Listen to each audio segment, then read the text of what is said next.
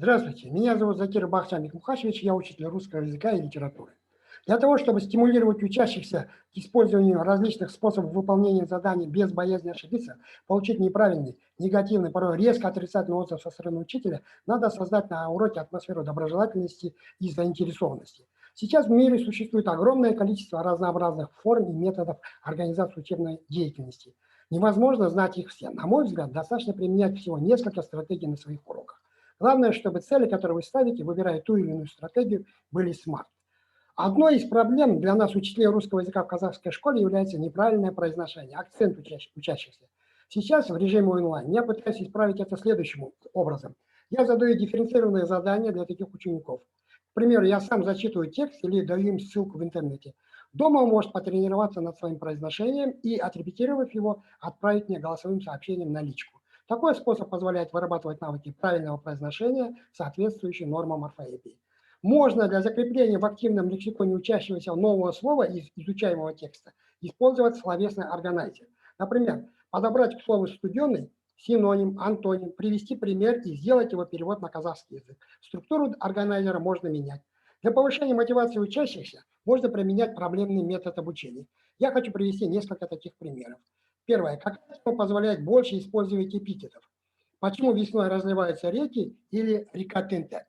С чем бы вы могли сравнить опорные слова того или иного текста? Почему слова пишутся и произносятся не одинаково? То есть сама постановка проблемы должна подталкивать учащихся к мыслительной деятельности, стимулировать их и повышать мотивацию к обучению.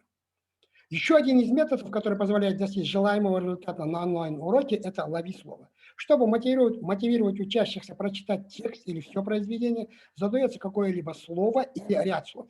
Ученики ищут в изучаемом произведении события, случаи, связанные с этим словом. Например, слово «рачитель» из Пушкина. Я взял на себя вид равнодушный и, обратясь к Савельичу, который был и денег, и белья, и дел моих рачитель, приказал отдать мальчику 100 рублей. Сейчас современная педагогика рекомендует отходить от готовой подачи материала учителям и рекомендует стимулировать учащихся самим добывать необходимую информацию. Например, вместо того, чтобы самому объяснять, что такое разряды прилагательных, можно предложить им 3 словосочетания с тем, чтобы учащиеся сами определили их разряд. Например, волчий характер, волчья шуба, волчья нора. Для определения причин как конкретных, так и типичных ошибок и затруднений учащихся нужен мониторинг, обратная связь.